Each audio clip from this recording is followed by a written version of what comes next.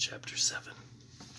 Dr. Brown had always looked a little unstable to me. It was his eyebrows. They were gray and bushy and got pointed at the ends. They were angled sharp all over.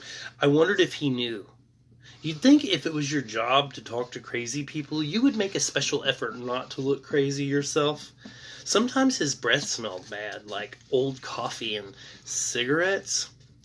I guess if you talked all day, your mouth gets kind of dry and nasty. His voice was soothing, though, and he had a friendly smile.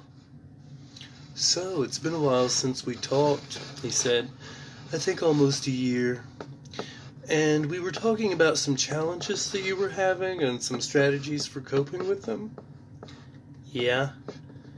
There was this very thin file on his desk, closed. It must have been checked earlier. I remembered because he never took notes while we talked. I suppose he did that later alone in his office, going, "Hoo-wee, crazy," and shaking his head. "And did you find those strategies useful?" he asked. I told him that I tried to make my bedtime list shorter and that I wasn't washing my hands as much, which wasn't entirely true. But it was summer, so it was harder for anyone to tell. In the winter, they get awfully dry and cold. My hands get really chapped and red, especially around the knuckles. They looked like really sore, and sometimes the skin would crack and people would comment on it like I had a skin disease. Right now they looked okay, and I told him that I had been practicing deep breathing. "Great. How was your year at school?" On the drive home to school, I used to silently name some of the landmarks so that I wouldn't have a bad day. I had a relaxation tape that I listened to in the car. At school, I drank only from certain water fountains, and I washed my hands between every class. I also had sanitizer with me, just in case. Pretty much every day, I worried I might feel sick and throw up in the hallway in front of everyone, and then no one would want to be my friends anymore. I told Dr. Brown that the year had gone okay, and I'd gotten better at cutting down some of my rituals and worrying less about throwing up. "Oh, good. Your father told me that you have some things happening at home. Sounds pretty challenging. How do you feel about those things?" We talked about the baby and all the visits to the hospital and the doctors and how everyone in the house was sad. "And how about outside home? What are you doing this summer?" "Nothing much, just hanging around." "Are you seeing your friends?" "Well, they're mostly away.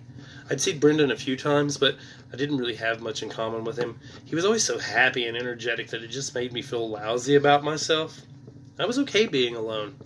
Anyway, I didn't want to talk about the baby with anyone except the Queen," I thought suddenly. "And you've been having bad dreams," your dad said. "Do you think I'm crazy?" "No. They're worried about how this whole thing has been hard on you. You used to have a lot of nightmares, I seem to recall." I nodded. "And there was some sleepwalking, I think." "Just a few times." "There was one nightmare in particular. Do you remember it?" Of course I remembered it. There's something standing at the foot of the bed just watching me, and sometimes they pull the covers off of me. "Okay, so tell me about these latest nightmares." I let out a big, deep breath, and I told him what I'd told my mom and dad, and how they didn't feel like normal dreams at all. They certainly are interesting," he said. "The wasp, does she have a name?" "Is it important?" "No, it's just that you keep saying she or the Queen, and I was wondering, does she have a name?" "I never asked her, and she never told me." How many conversations have you had?" 4. "I remember us talking last time about how you had an imaginary friend when you were younger." "Henry." "Henry, yeah, that's it. And you talked to Henry until grade 5, was it?" "Not very much by then, only sometimes." I remembered what Dr. Brown had told me a year before, and I repeated it now.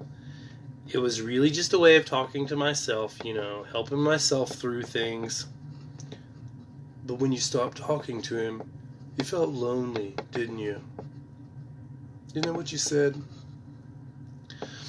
It wasn't normal to have an imaginary friend in grade 5. That's what Sanjay told me. And he had told James, and then it pretty much seemed everyone in the class knew. So I had to stop talking to Henry. I felt an unexpected tug inside my chest. Yes. And now, do you miss him? Well, not really, I lied. And it wasn't exactly a lie. It wasn't so much Henry I missed, as it was having someone like him, only real, to talk to. The perfect listener, a person who would help me sort things out. I remember, the doctor said. When we last spoke, you had this interesting expression for how you felt sometimes. I wrote it down because I thought it was just so expressive. All in pieces? Do you remember saying that? I hadn't. Not until he said it, but now it came back, and that feeling that he described, like 100 shattered bits in my head, 100 glittering bits of stained glass, and my eyes just kept dancing from one piece to the next without understanding what they meant or where they were supposed to go. Have you been feeling that way again? Dr. Brown asked. A bit, I guess. I mean, it's not exactly the same. Does the wasp, the queen, does she ever talk to you when you're awake? No, only when I'm asleep. Your father said you tried to knock down the nest. He was worried that you might have fallen or gotten stung. Yeah. That dream you had, where the queen said they were replacing the baby. He didn't finish the sentence, which I knew he meant he wanted me to talk. What I said would be important, but I didn't say anything. I was afraid that whatever I said, it was going to be wrong. It was a dream, I said finally. It was enough to get you on that ladder. I'm just really afraid of wasp, I said. But you decided to get close to the nest? I just wanted things to stop. I was angry at Mom or Dad for not doing anything or getting me my shots. Now this seemed normal. This seemed kind of reasonable. Dr. Brown looked at me pleasantly, waiting to see if I had anything more to add. The dreams just seemed... I trailed off. He smiled. Well, there are many different theories about dreams. The important thing to remember is it's just a dream. They can feel like very powerful experiences, but they aren't true experiences. And they have no real power over you. It's sort of like the thing that we talked about last time. Do you remember? A feeling, it's not a fact. What happens in the dream stays in the dream. Okay, I said, and then I told him something that I'd kept back from my parents. Except the queen told me something that came true. What's that? That Vanessa had killed one of the wasps. And I didn't know that, but the next day she told me about it. Dr. Brown rocked his head from side to side. Well, you know Vanessa is a biology student. And you know that she wanted to study the bugs, so that's what happens to bugs when we study them. She said the wasp was unusual, that maybe it wasn't a wasp at all. He smiled. I was in the museum with my kids last weekend, and there was a sign. I think it said that there were 5 to 50 million species on the planet, and only 1 million of them have been discovered. Something like that. Really amazing stuff. I guess so, I said, and I thought about whether I should say the next bit. When I was trying to knock down the nest, a whole bunch of wasps swarmed over me, but they didn't sting, none of them. Lucky. It was just like they were warning me. And when I was coming off the ladder, they flew off. Now, I'm no wasp expert, but I know they're very territorial. Maybe when you were far enough away from the nest, they stopped seeing you as a threat. Maybe, I said. I let out a deep breath. And I actually did feel a little better. I don't want to dream about them anymore. Well, I'm pretty sure that you can't control that. Likely you'll have some more dreams about them, the nest and the baby. There's a lot going on in your life right now, and with the dreams, well, they'll fade, and you'll be able to wake yourself up from them. I shook my head. I tried once, and it just kept going. He nodded sympathetically. By the way, what's his name? Who? He chuckled. The baby. Your new brother. You never said his name. Oh, right. Theodore. Theo, we call him. Good name. Would you like to talk again in a couple of weeks? Sure, I said. 3 days went by without me dreaming about them, and I felt hopeful. Maybe they were gone for good. On Monday, Dad went into work, and Mom went to the hospital by herself to talk to a specialist about some upcoming surgery. Vanessa was over for the afternoon, watching Nicole and the baby. We were in the living room, and she'd just given the baby his bottle. Do you want to hold him? Vanessa asked after she burped him. Okay, I said nervously. I hadn't held the baby much.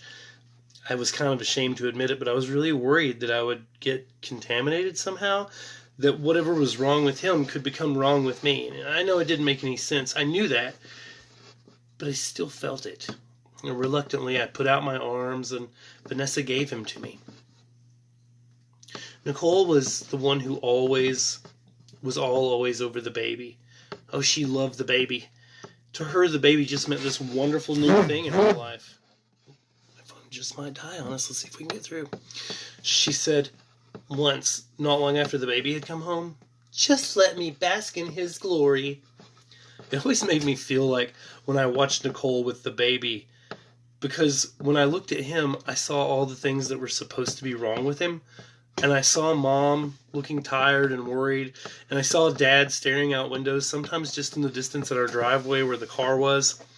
And Nicole ran off to play, and Vanessa said, your mother's telling me about the operation. Yeah, poor little Bambino, said Vanessa. He's going to be just fine. He's all busted up, I said. Busted up? Vanessa said, considering. Yeah, it's not just his heart. There's a ton wrong with him. He could die. But nobody knows that for sure. Well, not now, but one day. Vanessa said, one day something could go wrong with any of us. Yeah, I guess. Lots of people have broken bits, she said. I've got some inside me. I looked up at her. What? They're called polycystic kidneys. My mom has it too. I found out when I was in high school. You start getting these fluid-filled cysts in your kidneys. Is it bad? It's slow, but it gets worse every year, and sooner or later, my kidneys may stop working. And then what happens? Well, then I'll need a kidney transplant. I didn't know what to say. Vanessa grinned and playfully pushed on my shoulder. Don't worry, Stephen. It's not for a long time. And anyway, my sister says she'll donate one of hers, which is great. And you'll be fine? I felt like Nicole when I said that, a little kid wanting some quick and reassuring answer. For a while. Transplanted kidneys don't last forever. But who knows what would happen? Anyway, busted up? What's that mean? Lots of people I know have something wrong with them. My uncle just got told he has MS. He's only 27. No one knows what's going to happen down the road, and all I'm saying is sooner or later, we're all busted up in some way. The baby was warm against my chest. I knew I was broken too. I wasn't like other people. I was scared and weird and anxious and sad a lot of the time, and I didn't know why. My parents thought it was abnormal. I'm pretty sure I was. Now, they said that I was normal, but you don't get sent to a therapist when you're normal, I guess. Sometimes we're not just supposed to be the way we are. It's not good for us, and people don't like it. And you've got to change. You've got to try harder, do deep breathing, and maybe one day take pills or learn tricks so that you can pretend to be more like other people, normal people. But maybe Vanessa's right, and all those people are broken too in their own way. Maybe we just spent too much time pretending we weren't. I held the baby, and he was small, but not as light as last time.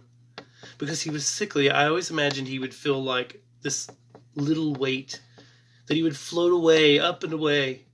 But in my arms, he was surprisingly solid. I thought about what was inside all the weird works that happen in our body that make us work. And then deeper still, at the little squirmy cells and inside the threads of DNA telling everything what to do, and with the baby, I pictured them like strings of Christmas lights, only some bulbs missing, and others winking, and some had blinked out for good. And I didn't know what was supposed to happen, or what it meant, or what it was supposed to mean. No one's perfect, Vanessa said. That's all I'm saying. Your brother has a lot wrong with him, but it might not always seem that way. I knew I shouldn't ask, but I couldn't help it. That wasp you took, did you ever learn anything else about it? Vanessa looked uncomfortable. Hey, I'm sorry I got you all freaked out about the wasp. Your dad wasn't too happy about it.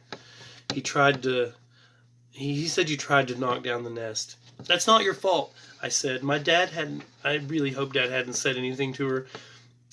It was a stupid thing to do, she said. I know. Anyway, he asked me not to talk about it. Oh.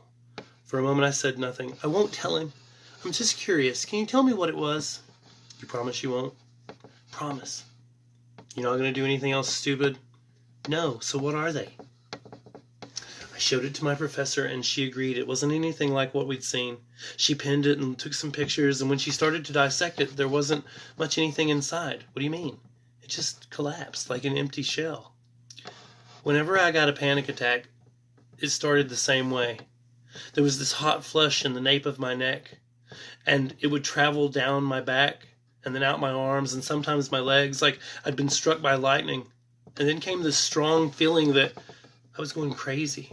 And then I ended up curling up in a little ball and thought I'd never be right again. I probably put too much ethanol in it when it was in the jar. I might have dissolved it. Yeah, I said, trying to take a deep breath into my abdomen. Those wasps aren't normal. They're not filled with normal stuff. And so that is there's a page break, meaning that we're going to go into something contextually different. But since my phone's about to die, we're going to take a pause. So we are in the middle of chapter 7 when we get back. So I hope you enjoyed your reading. We're already halfway through this book. And what a creepy story, right? And what a complicated protagonist or hero, lead guy that we have to follow along. Poor little Steve, right? Learning so many life lessons all at once. Dealing with so many very heavy subjects. And on top of all of it, hollow wasp that might be evil fairies. Anyway, hope you're enjoying your story. And I'm sorry that there's been such a big break between the last couple of reads and these two. So, thanks for hearing me out.